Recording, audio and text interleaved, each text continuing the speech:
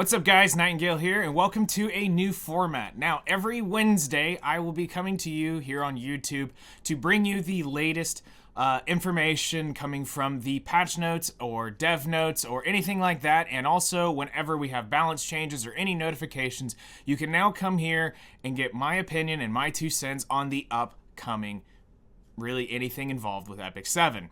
So today we're getting to start off with a bang with the Guilty Gear collaboration. That's right, it starts tomorrow, or for some of you, late tonight, and it will be running through April 7th. So this is huge news. This is a 3-week collab, which means it is a full collab. Whenever a collab is run for 2 weeks, it means you're getting the shaft, and it's a short, just a, like a, well, I guess you could say just like a normal event. But in this case, we're getting a 3-week-long collab, which is a lot of great news and also some painful news coming along the way. So let's jump into the good, bad, and the ugly right here. So if we jump down, I know what everybody's wanting to talk about is when to summon and how many bookmarks do you need. Well, I hate to say it, but we were wrong in the update preview that I gave you guys here a couple weeks ago. Unfortunately, they are all individual banners. Now, Jock-O was a given. She was going to be on her own banner because she's a new unit. But unfortunately, for some players that are newer, that are wanting all the units, you now have a choice. You don't have to pick between Dizzy, Biken, and Elfelt. You don't have a shot at getting all three along the way. I think that's a bad move long term, but I understand because it now allows them to spread the Guilty Gear units across the entire 3 weeks. So, the good news is, I will say that the good news is, you at least have 3 weeks to attempt this. The bad news is, you've only got 3 weeks to attempt to pull the units that you want or the artifacts along the way. So you're gonna have to be very crafty. So let's give you the rundown. Dizzy and Biken are gonna be available from the 17th of March to the 31st of March. So, as far as Dizzy's concerned, she was an Abyss Queen. We all loved her. Is she a must pull? This is really going to come down to where you're at in the game.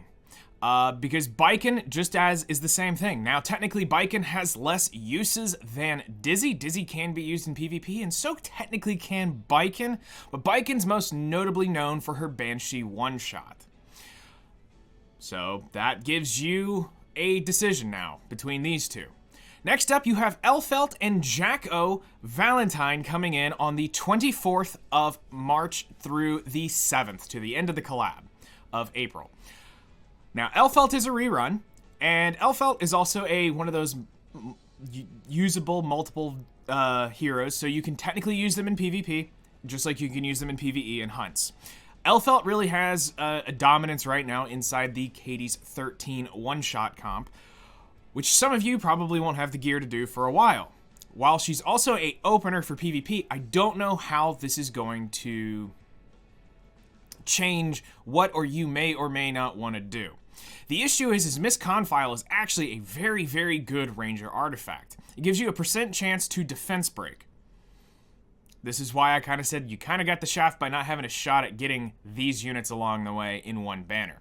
Now, Jock-O Valentine, what we're going to do is we're going to close out this window, we're going to bring this up, and we're going to play the opening video for you. So let's do this, and I'm going to watch the volume, make sure you guys are going deaf. Right around here looks good. So, unfortunately, that's the Strive animation, so we don't get the really awesome XRD. Alright, so let's pause real quick right here. What is the good news here? Jock-O is a Fire Warrior, which means goodbye Rimaru's, goodbye Violets. You can probably go out and mess around with Ha Young a little bit. She's not going to get clapped by Rimaru. Yay. Alright, so let's jump in and continue on. Alright, we're going to skip the talking here, so we're just going to go ahead and now mute this and move around. Also, can we just say that the artwork looks amazing for her? They did a really good job on her. Alright, so the first scene we are after is right about here. Alright, the talking points. Alright, so she's a Taurus Warrior Fire. Good. I will take this. This was one of the better options. Because we talked about this in several different places, and I was worried if she was grass, Ha-Young would clap her. If she was water, Rimuru would clap her. Violet would clap her. So there were a lot of weird things here that we had to come across, and ultimately I think the unanimous consensus was at least be fire. Then it was between warrior, technically we could talk about night and all this other stuff, but good news is she's a warrior, so there's a lot of good damaging artifacts for her. There's a lot of possible viable builds here. She's not a soul weaver. Thank you. Okay, so the first thing that noticed and jumped out to me was holy crap crit chance. She's got a lot of it. 109 base speed, which is fine. Attack looks averagely high. HP looks normal. Defense looks normal, lowish. Crit damage is fine. Crit chance is fine. The dual attack chance is fine. So, won't be an absolute lightning fast unit, but guess what? You'll be able to come up with a bunch of different variation builds with her, and we'll be messing with this along the collab whenever she's released. We'll try to get you some stuff out and show her off. So they do this in a bit of a weird order. They're going to show off her skill 2, which is Trick or Treat. So Trick or Treat at the start of the battle grants Chain of Cryon to attack the ally in the back row for to the ally in the back row for 2 turns. After an ally attacks when the target is stunned, increases the combat readiness of all allies by 15%. This effect is activated after the attacker's effects have occurred. That's interesting. And can only be activated once every 3 turns.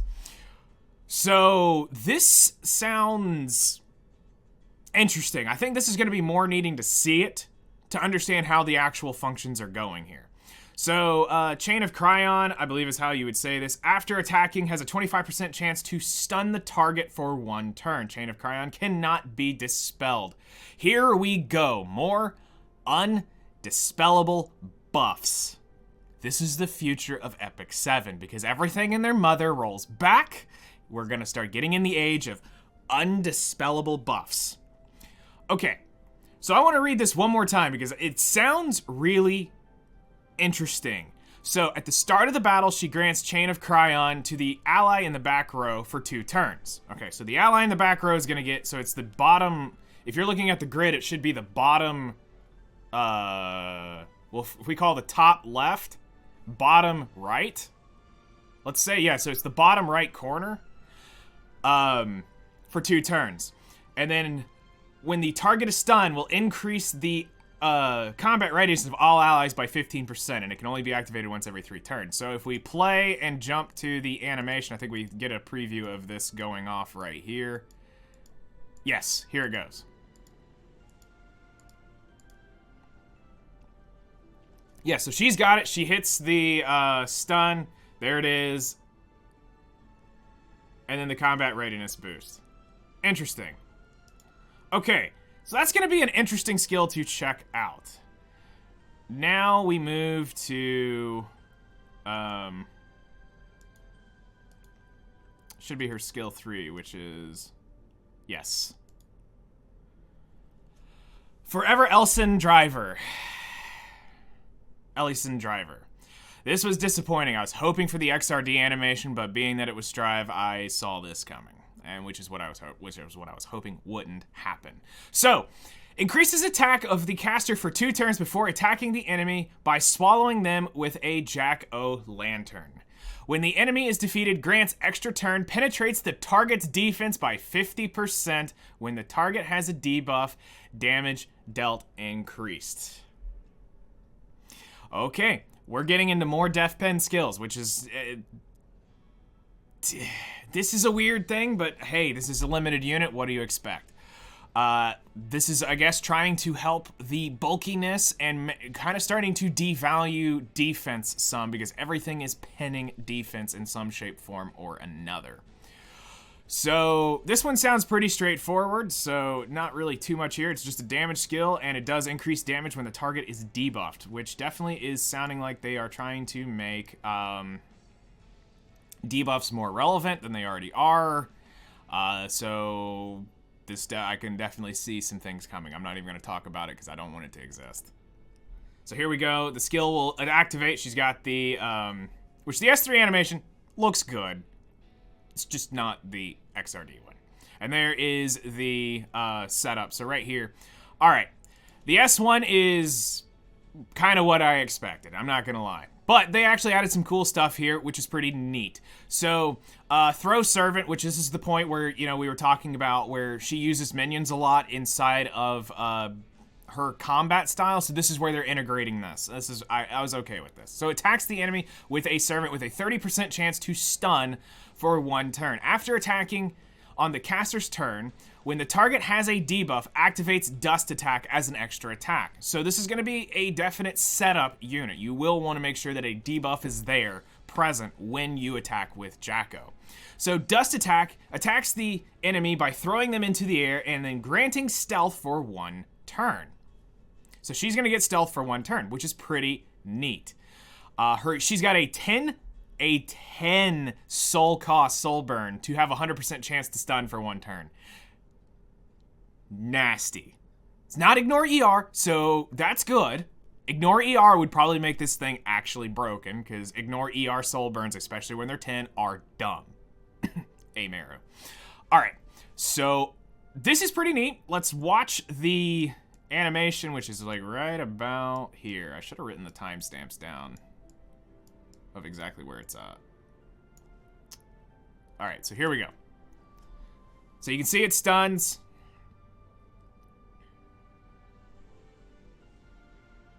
Nice.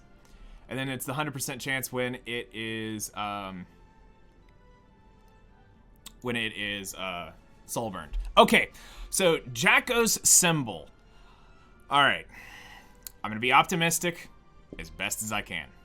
So we're gonna read the max because that's all that matters here. Increase effectiveness of all allies by 10%. Okay. If the target has a debuff, when the caster attacks with a single attack, increases the damage by up to 24%. This artifact skill effect can only apply to 1 hero within a team, meaning it's like you can't have multiple of these running around on your thing, just in your team comps. Just like you can't use 2 Symbol of Unities in 1 comp, 2 Proof of Valor, stuff of like that, 2 Ariuses, anything like that. That's what they're basically saying here. Now, why I say we need to know this at max is why this is important. The 4-star artifact you are about to acquire, Portrait of Savior, is 20% damage at max. It's free, it's a 4-star, and it does increase damage up to 50% of their HP. So while they're plus 50% HP, you basically have this artifact, and you don't have to worry about digging in deep to max limit break this. Now, could this be used on somebody else? Yes. Not her. I think what people are going to end up doing is probably something similar to kind of what they're doing for maybe Hai Young, where they're going to run the Uberus's Tooth or Barris's Tooth for the chip damage. You've got El's Fist. You've got, I could see Champion's Trophy being used, which is Holiday You Fiend's limited artifact from her summer event. I could see them trying to get in another set of stun. You could see Symbol of Unity for trying to hit. I could see Portrait of Savior for damage. I can see Draco Plates. There's a lot of different possibilities floating around out here. So Warriors have a great loaded kit when it comes to offensive power. So when you start talking about effectiveness, now sure, you could technically roll back your effectiveness by 10, but if the unit gets banned for whatever reason, then you lose the effectiveness. I don't think this is going to be the tech for her. I think we're going to be able to find a better artifact floating around in the game already that will do better for Jock-O.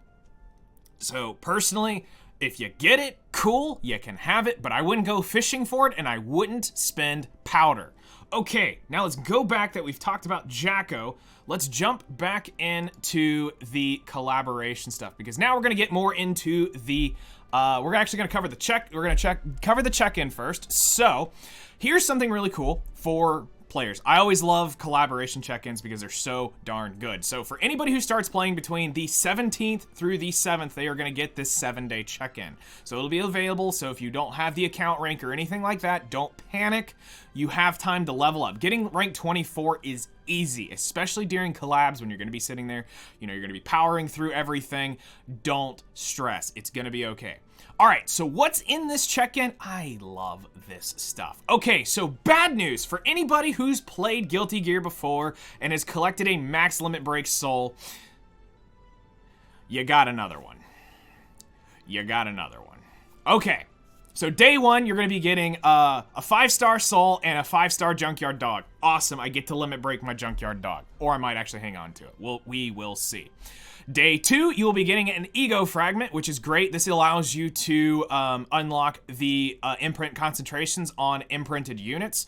I am all for this. We're going to get a catalyst bundle. I'm assuming it's either going to be Jock-O related or it is going to be soul related. It'll be one of the two, but being if it's the Taurus, great. Day 3, we're going to get Covenant bookmarks. We're going to get 15 of them. That's 3 less singles you have to worry about getting along the way. You're going to get 5 penguins, epic penguins, because it's got to be epic, which is great. I mean, that's huge EXP. 2 Molagoras. I super thankful for Molagoras. We always love those. And then congratulations on that one unit you have like 40 dupes of. It's going to be that unit.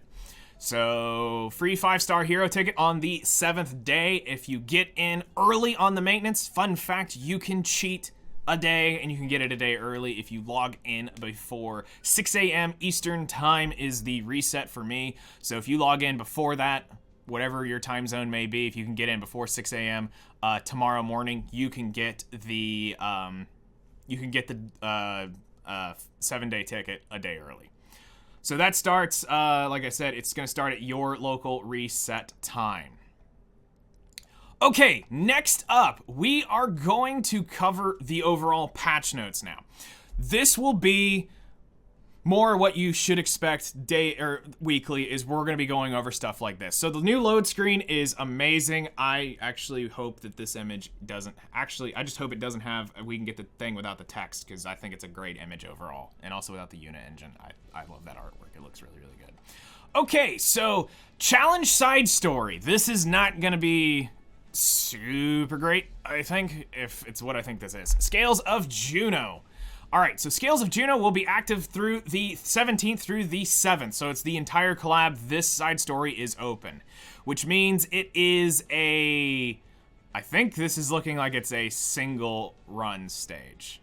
Okay, so the challenge side story Scales of Juno details is you need to clear episode 1, stage 2-10, so for beginner players, what this means for you is, or players that are about to start, this is clear episode 1, so it's the first chapter you start playing, stage 2-10, which means the second area, 10th stage. So going into area 3, okay? That's what that means. Really soon to get into. At 110, you get your Moonlight Blessing, and 210, you'll be able to, after that, you'll be able to come in here and start farming this. I would recommend probably beat the story first, then come in here for new players. All right, so the side story, Scales of Juno, consists of varying stage difficulties that players can unlock the next difficulty by completing the prior one. After successfully completing each stage, players can have a set chance at obtaining event currency, Jock-O's Lollipops.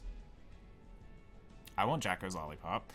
The chance to obtain the currency increases with the difficulty, reaching 100% on Hell difficulty. Oh gosh, I think I know what's about to happen. I think I know what this is. Okay, so Scales of Juno has a normal good equipment for speed, crit set, weapon, helm, armor, boots, so you'll be getting fodder and lesser charms and gold. Good, which means this is a normal stage. It's not just a singular fighting stage, or this is just rewards that you get at the end. I'm not sure, because normally when those rewards are there, it means that there is more monsters in the stage. Versus just the singular boss fight like it was last year with Soul and years prior. The event currency, Jock-O's Lollipop. It's the candy that you get to collect to spend stuff. All right, next thing to talk about is the shop, because the shop is the most important part here because you gotta farm a lot of currency. All right. By it being only 5 per soul means these aren't going to be super common. This is going to be probably a pain in the butt. Now, the good news is we don't have to farm for portraits. We just now have to farm for the currency. Now, I can tell you this, that with a Junkyard Dog being in here and the Portrait of Savior, I will be going after a full Portrait of Savior. I will be maxing out my Junkyard Dog. I will actually probably, yeah, I'm going to definitely max out the Junkyard Dog, and I will be buying most of these to max out my 1 soul. I'm going to try to make sure I don't get the dupe of soul, because that's just going to clutter inventory. They need to make him fodderable, honestly. Okay, so here's the information that you guys need to know if you're brand new to Epic 7. Here's what you want to make sure you get. This is going to suck, but you have 3 weeks to do this, okay? Try your hardest to do all your achievements daily, okay? So whatever it takes to go through and, you know, get your achievements, your guild achievements, focus in on that. Now you need to come once you've completed your daily tasks of whatever you need to do, whether it's you got, you know, farm this or farm that. I know some of you are going to be working on the adventures path and things like that. So whatever's present in that you're also working on. But when it comes to the side story, try to prep for Portrait of Saviors. The good news is I don't think you're going to ever have to worry about Guilty Gear never being rerun. Especially with them now coming into Strive, I think there's a chance that we will constantly be seeing Guilty Gear. But if there is a chance that it ever stops, and Guilty Gear's no longer run, take the chance and at least get 3. The reason being is because there are several units that will want to have this artifact. If you follow along my guides and eventually you get to the Adventurer's Black Book, we have Clarissa using a full max limit break Portrait of Savior. So consider 1 completely and permanently tied up. Now, you want a second one for now any major DPS that typically has one-shot potential turn 1. There are some PvP units out there that will have one-shot potential with Portrait of Savior. That being said, at least expect to tie up 2 units, because if you're going to eventually try this later on, where you're going to maybe try to get 2 through, you want to have at least 3. So 1 for hunts, 2 for PvP. The 4th one is just for utility so that you can move it around depending on where you want to play. Me personally, I'm going to go after 1 more for 5. There came a couple times where I was looking around at my account and wondering, where am I missing a portrait? I could technically have one here, and it just got to the point where I think 5 is going to be probably my limit. I don't think I'll ever need more than 5, just because I now tied up 1 in hunts permanently. I would like to have 4 for PvP. Not that I'll ever draft 4 major damage dealers that would ever be on portrait, because again, once it goes below 50%, the value is no longer there of the artifact. But I would like to have the option of 4 permanently around for PvP characters, because you never know what your draft will be, and especially with a lot of the changes that are coming, you don't know. Okay, so the main reward, they're talking about Soul Bad Guy. Soul had a buff last year, which made him pretty good. I will bring them up here in a minute, and we will talk about their skills, since I don't think they cover everything here. No, they don't. Okay, so I'll bring up Soul, but Soul's a pretty interesting fire unit. It will allow you guys to get into Golem a lot easier if you decide to go there. He can be used in PvP. Just got to be careful with where he goes. Some people will say this is a little bit of a, we're getting fire stacked here because we've got Fire Elfelt, Fire Soul, and now Fire Jock-O, but it kind of makes sense with when you think about their kits. All right, Junkyard Dog, this is really good for new players. New players, when I talk to you guys about Clarissa, yes, there's now technically a better option. And that better option technically is Cradle of Life, which is Sigrid's artifact.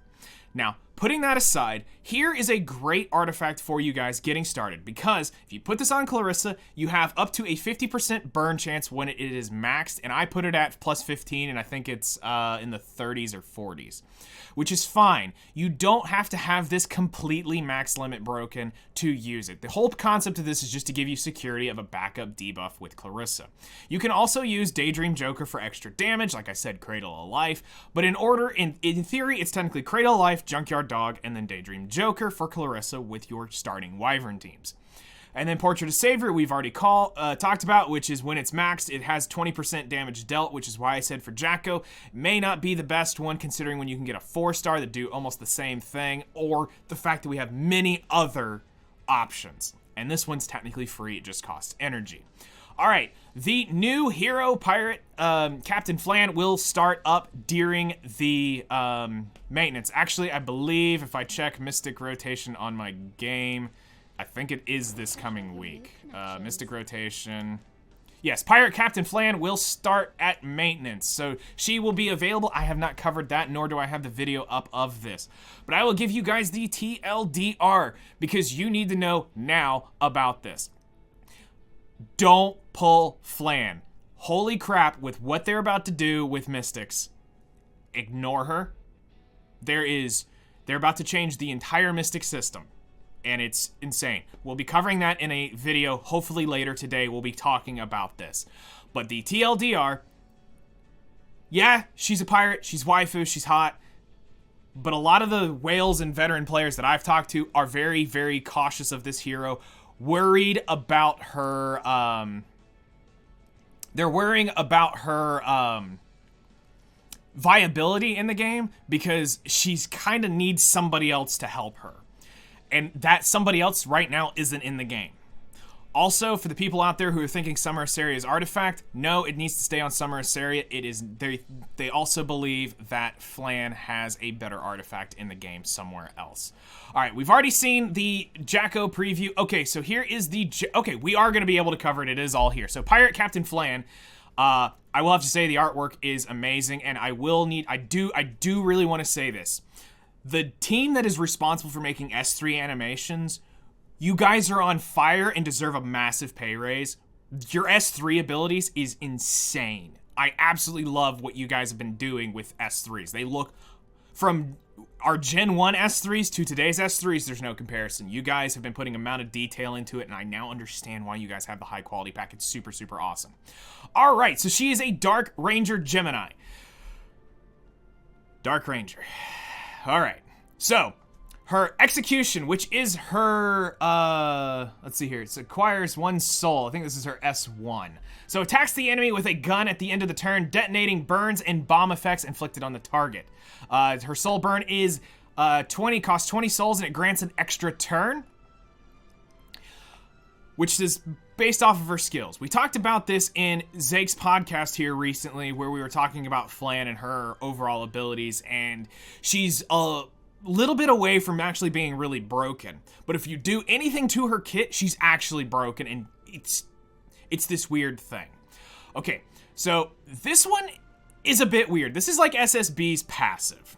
So, or actually, this is SSB's passive. She shares 30% of the damage with shared by the caster with the foremost ally. So the tank in the lead spot, so the top, we'll call it the top left corner, is, or actually in this case it'd be the top right corner.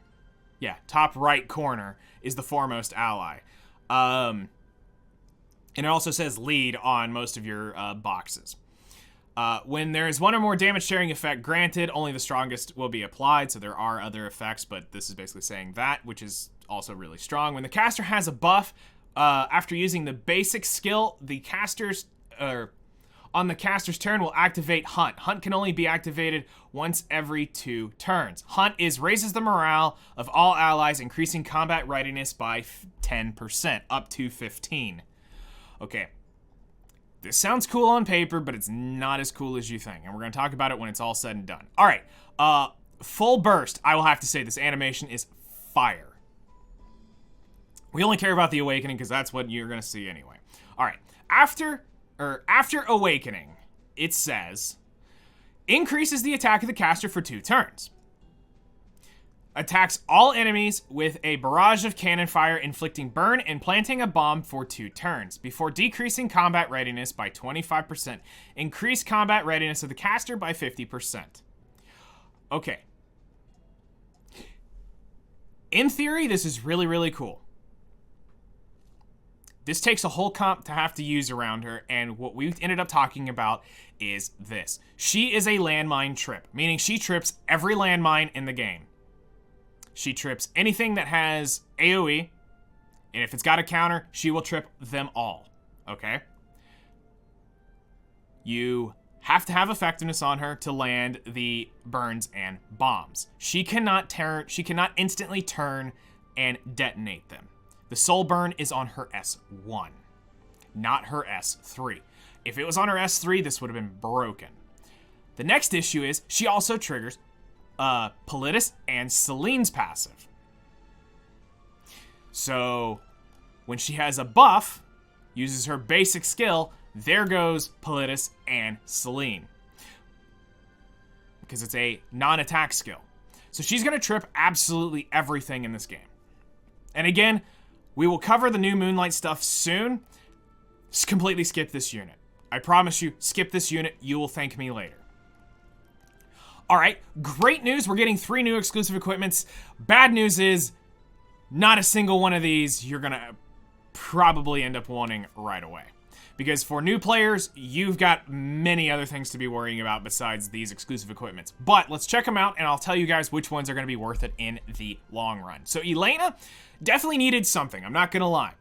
The effect resistance is huge. I like that, especially when it comes to Soul Weaver. Soul Weaver EEs, I personally like ER, HP, and defense. So the fact that we get effect resist, that's free 16% effect resist, I don't have to worry about anywhere in their kit.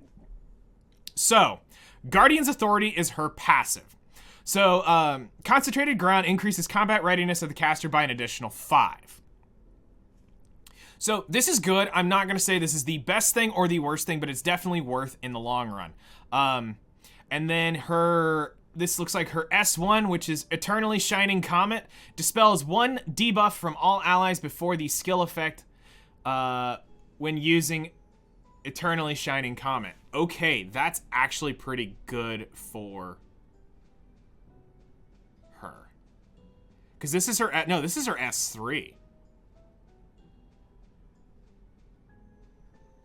Okay, that actually might be kind of good.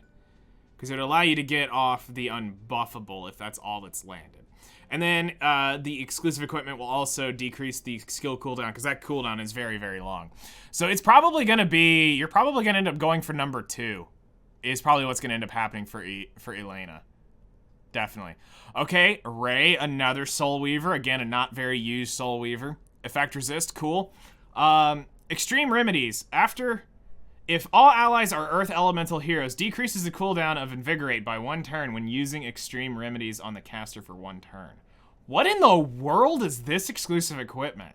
Okay, I mean, A+ for them trying something new, but why would you draft Mono Grass? That's just asking to be just destroyed by literally the most prominent units in the game, which is Fire. Fire Mercedes would eat an entire grass team alive. Maybe they're thinking something PvE related. Light of Rebirth. The amount recovered is increased by 15% when using Light of Rebirth. That sounds pretty good.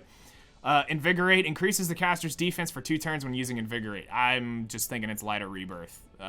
You probably wouldn't do that, and you probably wouldn't do that.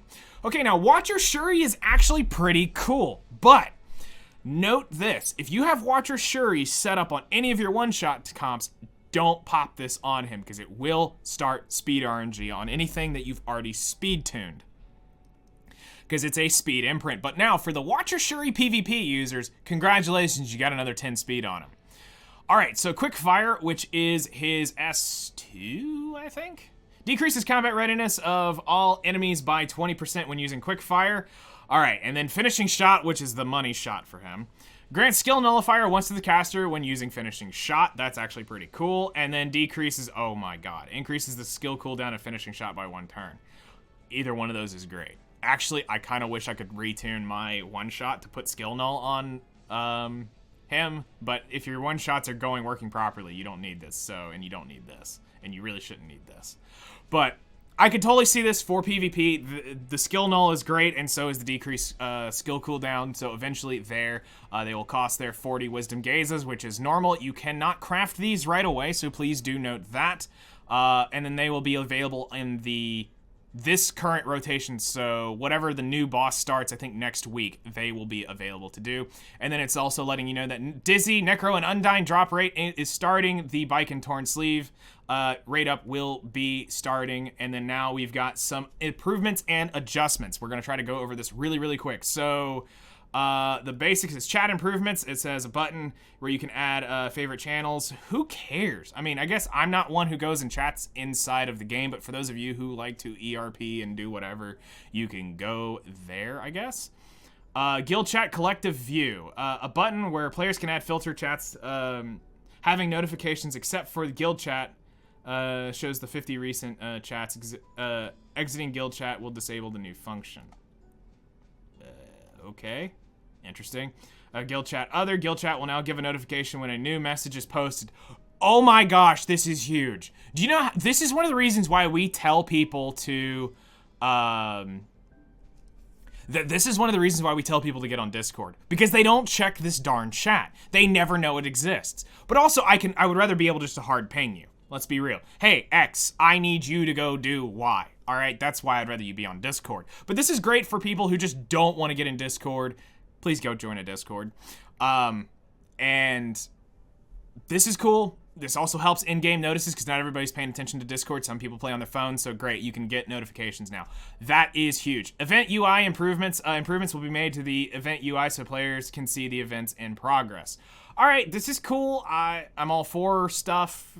I never check any of this anyway because I'm informed and you're now informed, so you don't have to go check this stuff because you're going to be able to come right here and do this.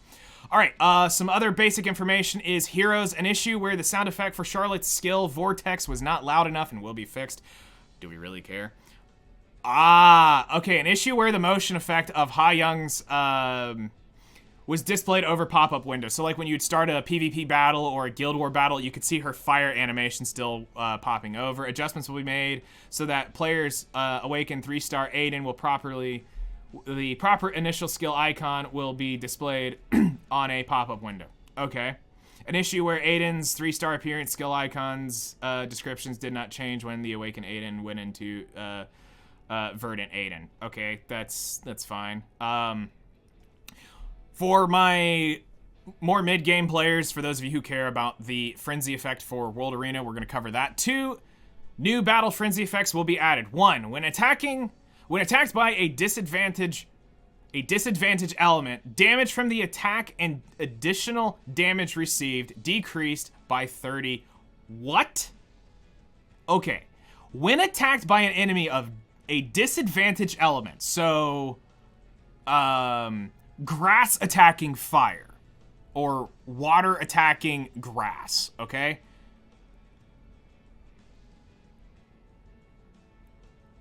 The damage from the attack and additional damage received, so I guess anything where it's additional damage, is decreased by 30%.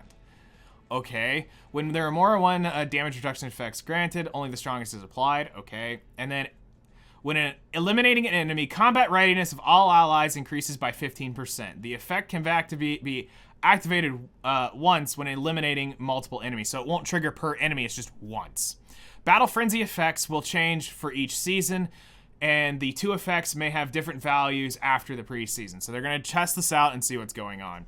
As far as other adjustments will be made, and some awkward expressions and skill descriptions for monsters appearing in Spirit Altar will be improved. Okay, we don't really care about that.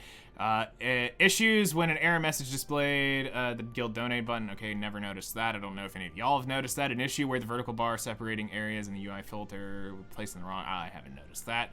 Issue in Labyrinth, Nixseed Sanctum, Area 4 players could not move the scroll passing a certain position when opening the map after battle will be fixed. I haven't done Nixseed, so if any of you guys are struggling in Nixseed, there we go. Okay, next up, this will have been posted probably in the comments, but here is the code for you guys. It is 03GG Jock-O 18. You guys can get 3 leaves between the next 3 days. So if you watch this past the 19th of March, this code is invalid.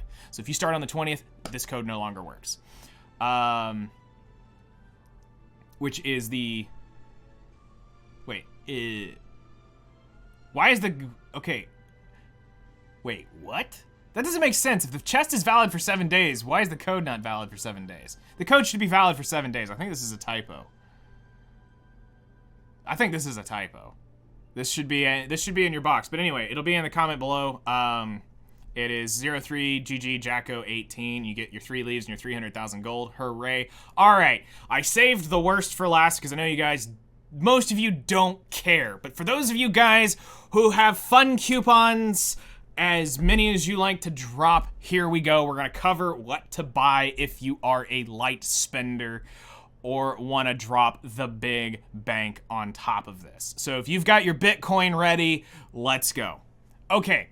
So pack 1 will be, these packs will both be available through the collaboration. You have, so you have 3 weeks to put the funds together, sell your Bitcoin to be able to do this. What do we got right here is, we're gonna put it in this so I can scroll. You guys can't see it, so we'll just pop it out and do this. All right, so pack number 1, this is typically $49.99 USD. Is going to have 15 Galaxy bookmarks, 30 Covenant bookmarks. You'll have 25 leaves, 4 Molagors, 800 Skystones, and 4 free extra summons for 7 days. So your daily summons, you'll now have 5 daily summons with this. It's not horrible. The value is kind of there between the Molagors and the leaves, the 7-day Galaxy bookmarks. I mean, yes, it has value. These are typically good value things. But then you go look at the $99 one, which is what this one is. It's 1,500 Skystones, 50 leaves, 30 Galaxy bookmarks, 70 Covenant bookmarks, 8 Molagors, and 9 free daily Covenants for the next 7 days. So this one obviously has significantly more value. And then once you purchase those, it looks like purchase 3. You can purchase pack 3 within 24 hours of purchasing both. So for those people who really hard whale, you'll eventually be able to purchase 1 million gold, 2 Molagoras, which this is new, and 10 leaves. I have no idea how much that's going to cost, but that sounds expensive to buy all 3. But again, if you happen to have a lot of Bitcoin and you want to throw it around, you know, you literally are throwing fun coupons around at this game. Go forth and throw your year's annual salary at this because you can. I will say this, though. Start Save Your Galaxy bookmarks because there is a pity coming. I will say this now. We will cover this in the next video. There is a pity coming. All right, so this wraps up the first version of the update notice. This will be coming out, like I said, every Wednesday we will be doing this. There will be another one coming out here later today, which is going to be covering the Awakening update. So I'm going to try to refine this, make this better. We're going to try to get timestamps and all this stuff eventually added into it so that you guys can have access to jump around the information that you need. We're going to try to improve it to make it more, you know, friendly for you guys. And starting in the next video, chat will be right here hanging out with you guys. So if you would like to come hang out with me live on Twitch every Wednesday, we will you can come be in chat and we'll have a QA section at the end. This one I just wanted to get the information out. Ask me your questions in the comment below and I will try to help you guys out as best as possible. Thank you for hanging out and watching this extremely long video, but hopefully we've made it informative enough to give you guys the information you guys need to get ready for the Guilty Gear collab. I'm really excited because I like collabs. It's fun to get to experience something else inside the game. Some people don't like collabs. They just want to have the original characters. But I think it's fun. It's a little bit of a break from some of the monotony of what you do. So this is going to be a lot of fun. We'll be pulling Jock-O next week. I'm really, really excited. I really am. And we've got a lot more coming that I'm really excited about. So I will see you guys in the next one. And again, leave your questions in the comments below. I will totally try to help you guys out as best as possible. See you in the next one.